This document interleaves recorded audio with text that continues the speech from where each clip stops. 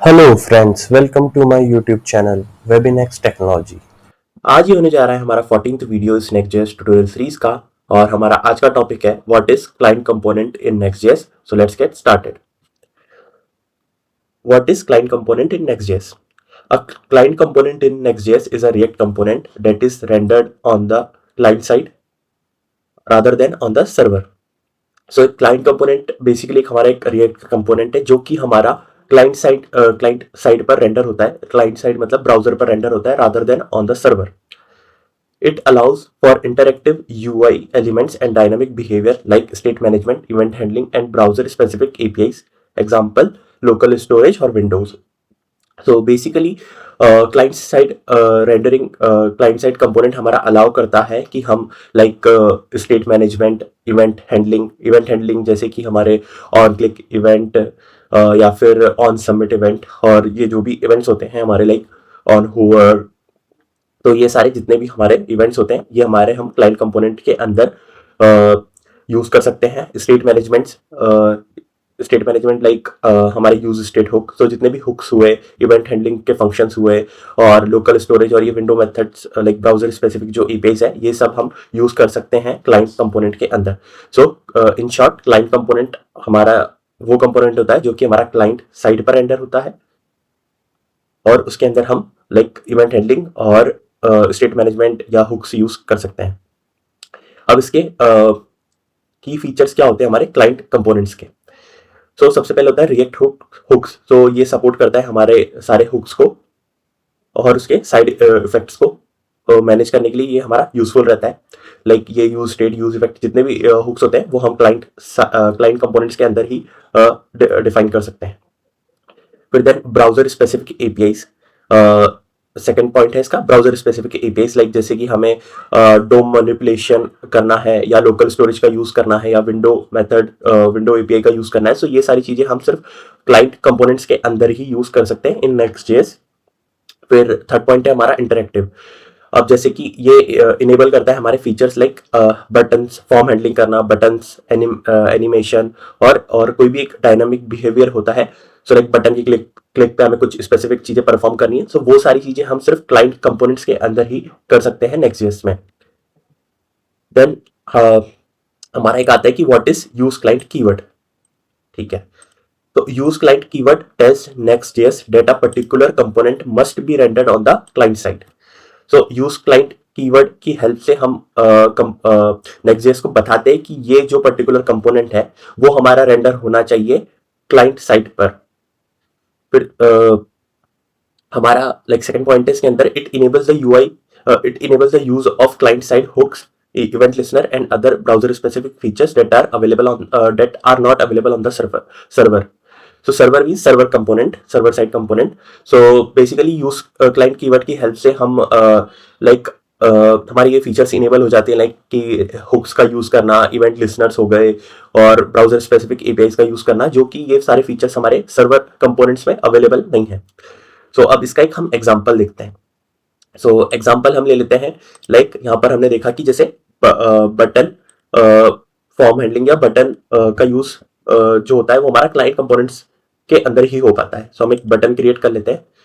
सो ये मेरा एक page.js है, सो जो कि हमारा होम पेज है, और इसी पर मैं एक बटन क्रिएट कर लेता हूँ। सो मैं क्या करूंगा कि यहाँ पे एक डिव ले लेता हूँ और इस डिव के अंदर मैं एक बटन ले लेता हूँ।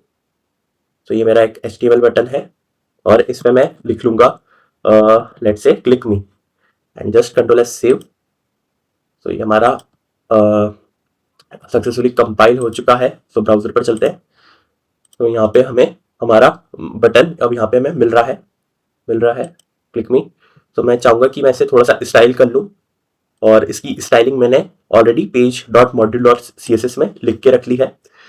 तो मैं आपको बताना चाहूंगा कि प्रीवियस वीडियो में हमने CSS मॉड्यूल्स के बारे में देखा था कि CSS मॉड्यूल हम कैसे क्रिएट कर सकते हैं किसी स्पेसिफिक पेज की CSS लिखने के लिए, और हमने ग्लोबल CSS भी देखा था, और हमने ये सारे टॉपिक ऑलरेडी कवर कर चुके हैं।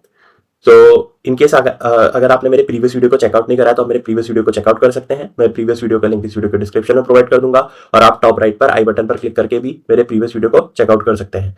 सो अब हम इसे लाइक ये page module dot C S S है, और ये जो C S S module file है वो स्पेसिफिक है हमारे इस पेज, बेसिकली हमारे होम पेज के लिए।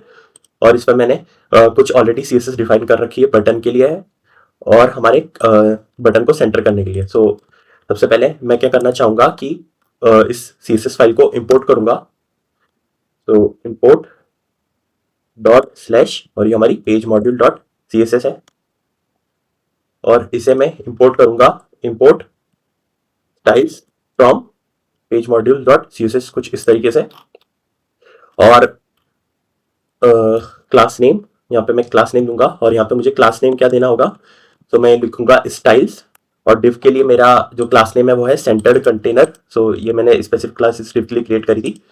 इनकेस अगर आपको ये समझ में नहीं आ रहा होगा कि इंपोर्ट मैंने कैसे किया है और मैं स्टाइल्स डॉट क्यों लिख रहा हूँ, तो ये मैंने प्रीवियस वीडियो में CSS मॉड्यूल में कवर कर रखा है, तो आप उस मेरे इस वीडियो को चेकआउट करें। और बटन के लिए मैंने ये BTN क्लास क्रिएट कर रखी है, सो इसे भी मैं एक क्लास नेम देना चाहूंगा, class name styles dot BTN। तो हमें एक चीज का ध्यान रखना है कि जो भी हमने नेम यहाँ पे दे रखे हैं वही हमें एज इट इज लिखने होंगे, अदरवाइज ये CSS रिफ्लेक्ट नहीं होगी। मैं यहाँ पे फॉर्मेट करता हूँ एंड कंट्रोल सेव। ये हमारा कंपाइल हो चुका है, ब्राउजर पर चलते हैं। तो यस, हमें ये सेंटर पर एक क्लिक मी बटन हमें मिल रहा है, पर अगर मैं इस पर भी क्लिक करूं तो अभी हमें कुछ मैसेज या कुछ भी नहीं मिल रहा है। वो इसलिए नहीं मिल रहा है क्योंकि इस पर अभी हमने इवेंट हैंडलिंग नहीं करी और ऑन क्लिक इवेंट अभी इस पर हमने डिफाइन नहीं करा है। तो अब हम क्या करते हैं, इस पर ऑन क्लिक इवेंट डिफाइन करते हैं। तो यहाँ पे मैं लिखता हूँ एक on click event, on click, और ये ऑन क्लिक मेरा एक्सपेक्ट करता है एक कॉल बैक फंक्शन। तो मैं यहाँ पे कॉल बैक फंक्शन के अंदर, और मैं यहाँ पे सिंपली अभी एक अलर्ट दिखा देता हूँ, और अलर्ट हम यूज करते हैं हमारा ये बाय डिफॉल्ट हमारा जावास्क्रिप्ट का अलर्ट है। ये हमें मैसेज डिस्प्ले करने के लिए हम इसका यूज कर लेते हैं अलर्ट का। तो मैं यहाँ पे अलर्ट के अंदर लिख लेता हूँ, लेट से मैं लिखता हूँ हेलो वेबी नेक्स्ट, और कंट्रोल एस सेव। तो ये हमारा कंपाइल हो चुका है। और अगर मैं ब्राउजर पर चलूँ, सो अभी अब हमें एक एरर मिल रही है, और एरर क्या मिल रही है अगर हमें देखें इसे, so server error, event handlers can not be pass to client component props, if you need interactive consider converting part of this to a client component. यहाँ पे क्या लिख रहा है कि if you need interactivity consider converting part of this to a client component. So it means कि अगर मुझे हमारी ये इवेंट हैंडलिंग और ये फंक्शंस यूज करने हैं, तो मुझे इस कंपोनेंट को क्रिएट करना पड़ेगा as a client component. So it means अगर अभी तक जो भी हमने वीडियोस कवर करे हैं और जो भी हमने पेजेस क्रिएट करे हैं, सो ये सब अभी तक हमारे सारे client component, sorry server component है। सो अभी तक जो भी हमने वीडियोस में यूजर्स पेज, प्रोडक्ट्स पेज और जो भी क्रिएट करा है वो अभी तक हमारे सर्वर कंपोनेंट थे, और अब हम क्रिएट करने जा रहे हैं client component. So it means कि जैसे कि हमने यूज क्लाइंट में देखा कि ये हमारा इवेंट लिसनर्स को इनेबल करता है, और यूज क्लाइंट, तो ये हमें क्या बोलना चाह रहा है कि एरर क्या बता रही है कि इसको हमें कन्वर्ट करना पड़ेगा क्लाइंट कंपोनेंट में। और क्लाइंट कंपोनेंट में इसे कन्वर्ट करने के लिए हमें क्या डिफाइन करना पड़ेगा, टॉप पे हमें डिफाइन करना पड़ेगा यूज क्लाइंट कीवर्ड, और इस कीवर्ड से हम नेक्स्ट.जेएस को बताते हैं कि ये कंपोनेंट आपको क्लाइंट साइट पर रेंडर करना है। देन कंट्रोल एस सेव, और ये हमारा कंपाइल हो चुका है, और ये अब मेरी एरर भी रिमूव हो चुकी है।